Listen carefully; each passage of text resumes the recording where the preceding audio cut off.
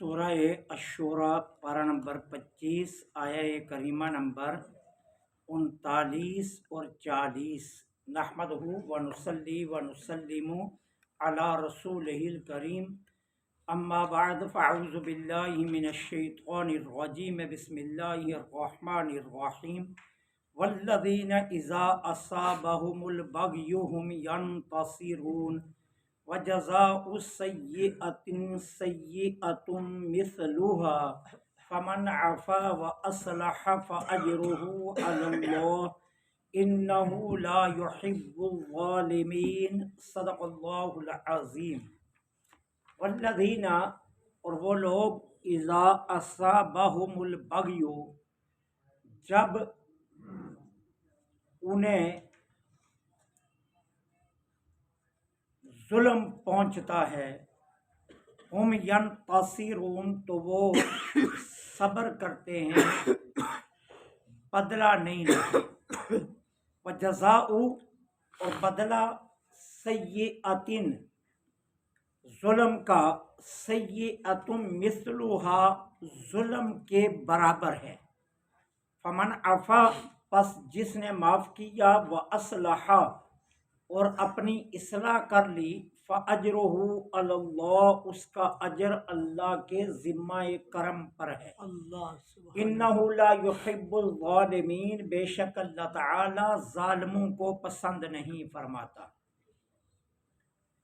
ہجرت سے قبل مسلمانوں کو کفار کے مظالم سہنے کا حکم تھا، اور حکم یہ تھا کہ مزاحمت کا راستہ نہیں اپنانا، بلکہ تم نے مظالم کو سہنا ہے۔ اسی لیے مکی زندگی میں کفار نے جی بھر کر مسلمانوں پر ظلم کیے۔ ایسے مواقع بھی آئے۔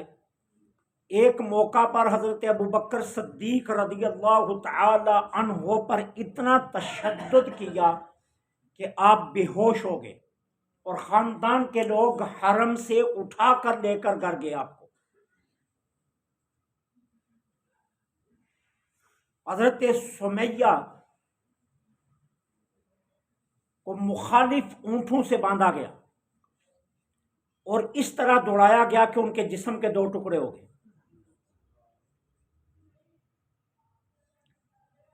طرح طرح کے سیدنا حضرت بلال رضی اللہ تعالیٰ عنہ پر کون سا ظلم ہے جو نہیں کیا گیا، لیکن حکم کیا تھا؟ مظالم کو برداشت کرنا ہے، مزاحمت نہیں کرنی۔ یہ مکی زندگی کا حکم تھا۔ اب جب اللہ تعالی عز و جل نے ہجرت کا حکم دے دیا، مدنی زندگی کے آغاز میں ہی حکم آ گیا کہ اب تم نے ظلم سہنا نہیں، اب کیا ہے؟ مزاحمت کرنی ہے۔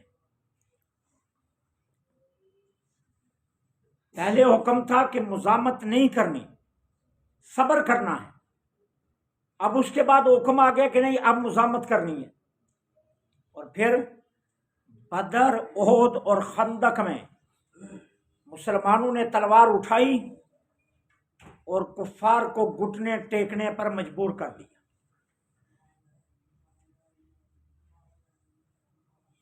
اب یہاں سوال یہ پیدا ہوتا ہے کہ ایک پہلی آیا میں اللہ تعالیٰ آیا نمبر 39 میں صبر کا حکم دے رہے ہیں کہ وہ نیک وہ ہیں کہ جن سے ظلم کیا جائے تو وہ بدلہ نہیں لیتے، ہم ینتصرون، وہ بدلہ نہیں لیتے۔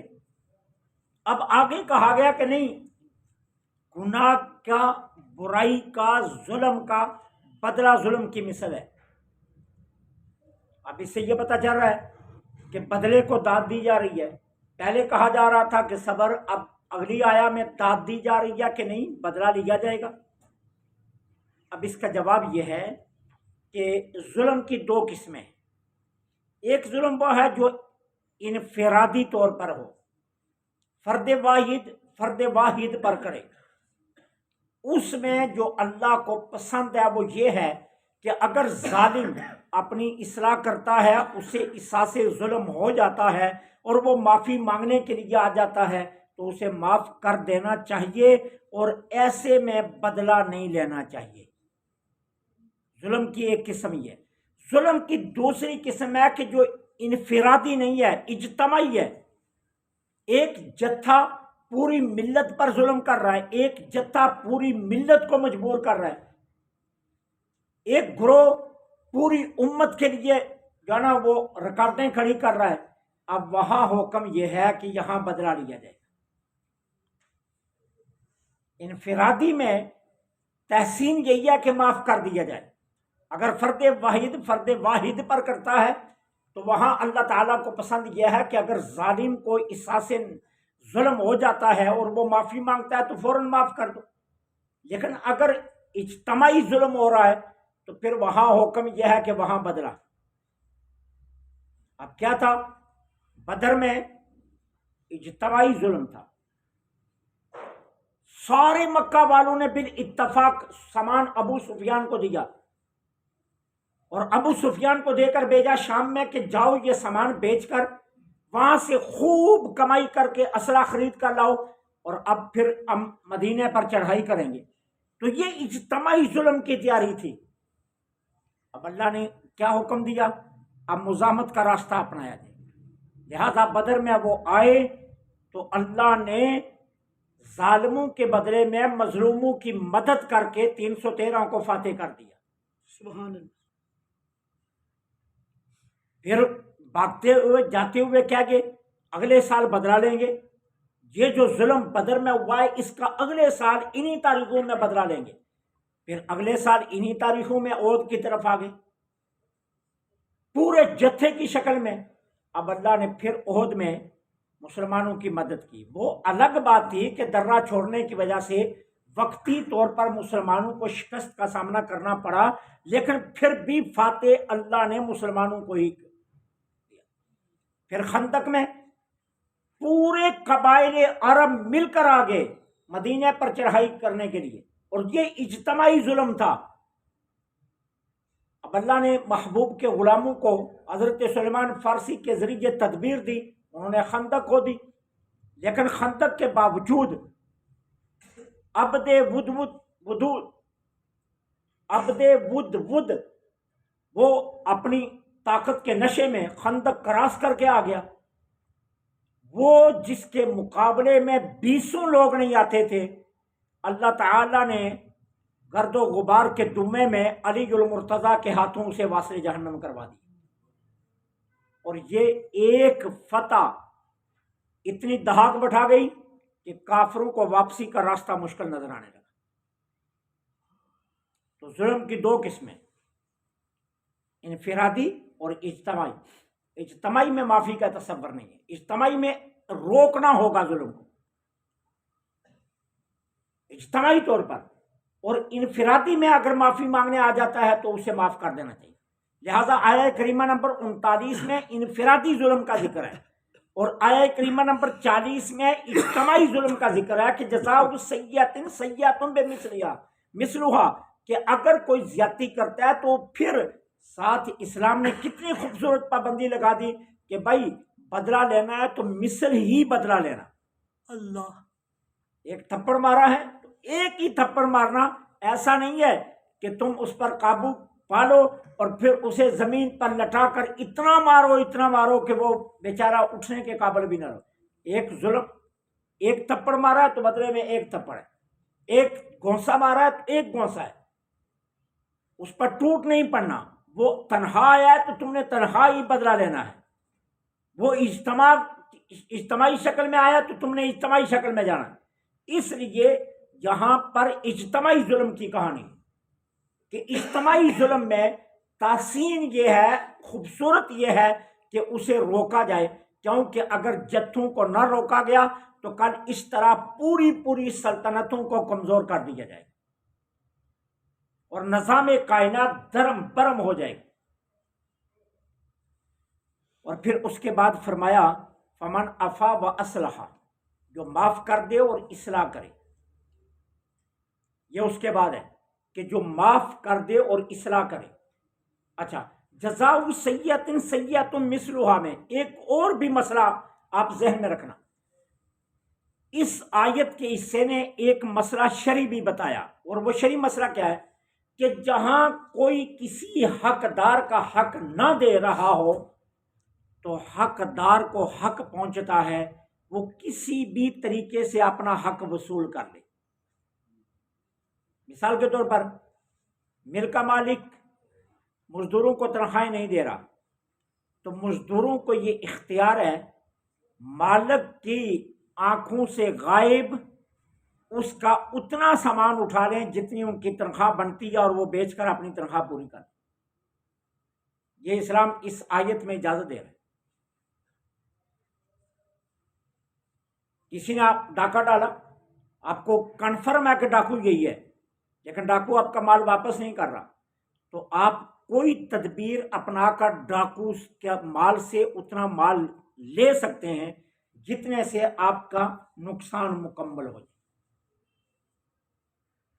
ہم کسی ادارے میں ملازم ہیں، ادارے کا سربراہ وہ آپ کا جائز حق نہیں دے رہا، تو آپ جائز حق کی کٹوتی اس کے معاملات میں سے کر سکتے ہیں، اور اس کی مثال حدیث پاک میں بھی آتی۔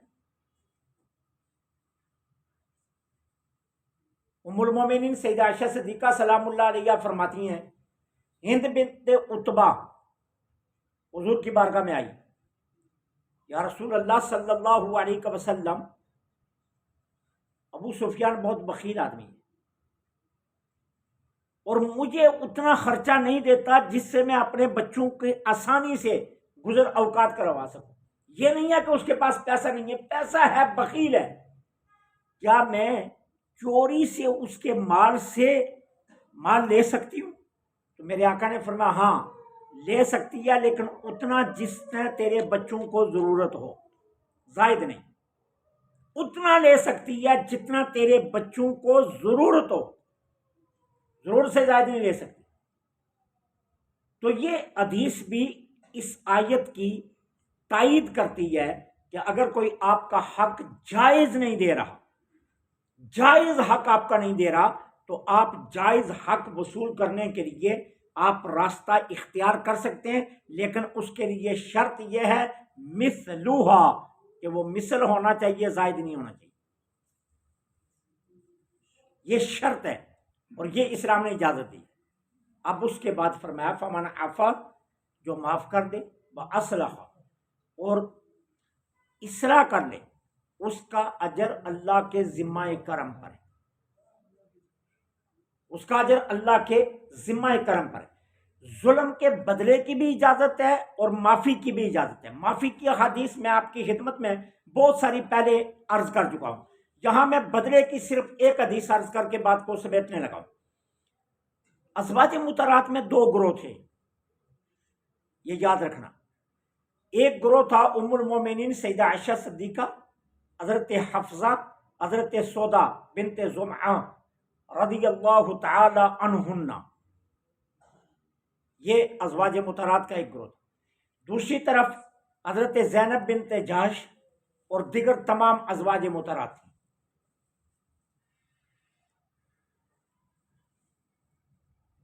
ایک دن، اچھا، تمام صحابہ کو علم تھا کہ حضور کو سب سے زیادہ پیار حضرت عائشہ سے ہے۔ اب صحابہ انتظار میں رہتے تھے کہ جس دن حضور کی باری حضرت عائشہ کے ہاں ہوگی، عدیہ اس دن بھیجیں گے۔ کوئی بھی چیز جو پکا کر بھیجنی ہوتی تھی یا پھل بھیجنا ہے، وہ انتظار میں رہتے تھے کہ جس دن حضور حضرت عائشہ کے ہاں ہوں گے نا، اس دن بھیجیں گے، کیونکہ حضور کو سب سے زیادہ پیار حضرت عائشہ سے ہے۔ اب صحابہ اس میں رہتے تھے۔ ازواج مطہرات کا جو دوسرا گروہ تھا نا، اس کو یہ بات بڑی ناگوار گزری۔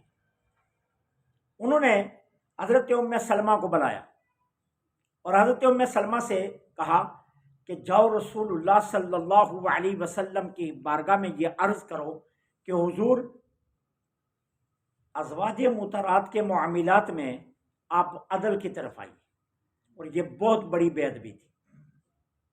حضرت ام سلمہ آ گئی، حضور یہ پیغام لائی ہوں ازواج مطہرات کی طرف سے۔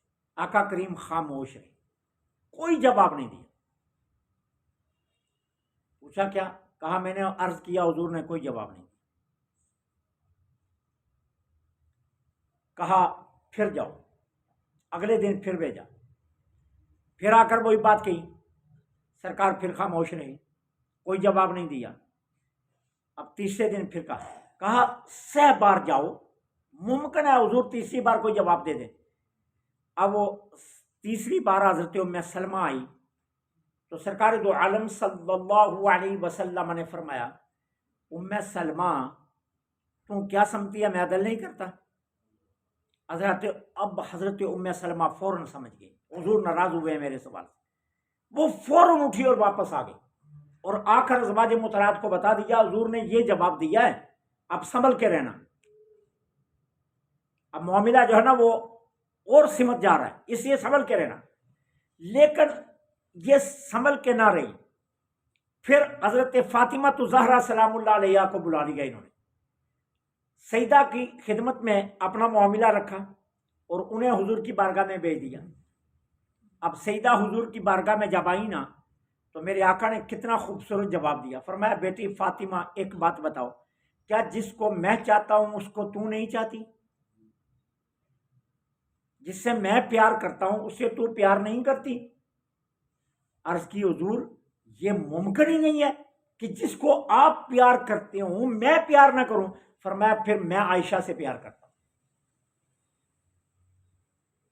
اب سیدہ فاطمہ خاموش ہو کر واپس آ گئی، آ کر ازواج مطہرات کے اس گروہ کو بتایا کہ اللہ کے حبیب صلی اللہ علیہ وسلم نے تو یہ جواب ارشاد، اور میں تو حضور کے ساتھ ہوں، میرے بابا جان جس سے پیار کرتے ہیں میں تو اسے پیار کرتی ہوں۔ ٹھیک ہے، اب یہ جواب سن کر حضرت زینب بنت جاش حضرت عائشہ سلام اللہ علیہ کو برا بھلا کہنے لگی۔ اب حضرت عائشہ بھی ساتھ والے حجرے میں موجود تھی، حجرے کوئی دور نہیں تھے، صحن میں کوئی دیواریں نہیں تھی، ایک ہی صحن تھا، چھوٹے چھوٹے حجرے تھے۔ ٹھیک ہے، اب آواز وہاں جا رہی تھی، سرکار علیہ الصلوۃ والسلام وہاں سے نکلے، حضرت زینب کی طرف آ گئے۔ اب حضرت زینب کے حجرے میں تمام ازواج مطہرات کا وہ گروہ اکٹھا بیٹھا ہوا تھا اور حضرت عائشہ کو برا بھلا کہا جا رہا۔ سرکار علیہ الصلوۃ والسلام نے تو کچھ نہ کیا، فرمایا عائشہ جواب دو ان کو، فرمایا یہ جو باتیں کر رہی ہیں نا ان کا جواب دو۔ اب حضرت عائشہ سلام اللہ علیہ حضور کے فرمان پر جب جواب دینے لگی نا تو اتنے مضبوط دلائل سے جواب دیے وہ ساری چپ کر گئی، کسی کو جواب نہ آیا، سب خاموش ہو گئی۔ حضرت عائشہ سلام اللہ علیہ نے ایسے جواب دیے۔ اب سرکار علیہ الصلوۃ والسلام نے فرمایا سنو، آج کے بعد ایسی بات مت کرنا، اور یاد رکھنا تم عائشہ کے خلاف بات کرتی ہو۔ ابھی عائشہ جب تمہیں جواب دے رہی تھی اللہ نے جبریل امین کو بھیجا تھا عائشہ کی مدد کے لیے، اور رہی یہ بات کہ میں عائشہ سے پیار کرتا ہوں، اس کا سبب سن لو۔ سبب یہ ہے کہ 11 ازواج مطہرات میں عائشہ تنہا وہ خاتون ہے کہ جس کے بستر پر میں ہوں تو وہاں بھی جبرائیل آ جاتا ہے۔ وحی کا اعزاز عائشہ کے علاوہ کسی کو نصیب نہیں ہوا ہے، عائشہ کے بستر پر بھی مجھے وحی آتی ہے۔ اس لیے عائشہ سے میں اس لیے پیار کرتا ہوں کہ عائشہ اللہ کو بھی پسند ہے، اس لیے مجھے پسند ہے، اس لیے خبردار آج کے بعد کوئی بات مت کرنا۔ سرکار علیہ الصلوۃ والسلام نے حضرت عائشہ کو ان کے جواب دینے کا حکم دیا۔ اس سے یہ پتا چلا کہ جتنا ظلم ہو اتنے ظلم کا بدلہ لینا یہ بھی جائز ہے، لیکن جب اجتماعی ہو، چونکہ ایک پورا گروہ تھا ازواج مطہرات کا، اب اگر ازواج مطہرات کے پورے گروہ کو نہ روکا جاتا تو پھر بات آگے بڑھ جانی تھی اور رسول اللہ صلی اللہ علیہ وسلم کی ناراضگی کے اسباب بننے تھے۔ تو اس لیے کہا گیا کہ یہاں روک دیا جائے اس معاملے کو تاکہ پھر کوئی بات نہ کر سکے۔ حضرت امام ربانی مجدد الفسانی شیخ احمد سرہندی فاروقی رضی اللہ تعالیٰ عنہ نے اپنے مکتوبات شریفہ میں یہ بات لکھی ہے، آپ فرماتے ہیں کہ میں ہر جمعرات کو ختم شریف پڑھ کر ایصال ثواب کرتا تھا ازواج مطہرات کو، اور میں نام لیتا تھا صرف حضرت خدیجہ الکبریٰ کا، نام ان کا لیتا تھا، اور ساتھ کہتا تھا باقی ازواج کو بھی اس کا ثواب پہنچ جائے۔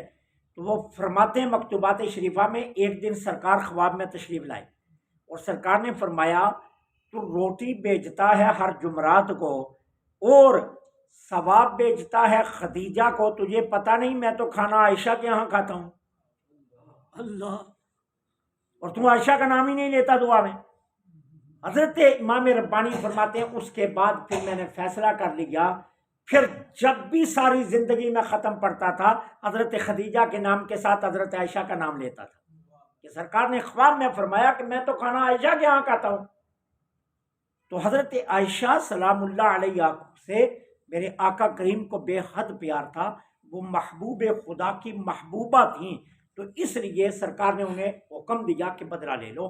تو جب اجتماعی ظلم کا معاملہ ہو تو وہاں بدلے کا حکم ہے، فمن عفا و اصلح، اس کے باوجود حکم ہے کہ جو معاف کر دے اور اصلاح کر دے اس کا اجر اللہ کے ذمہ کرم پر ہے۔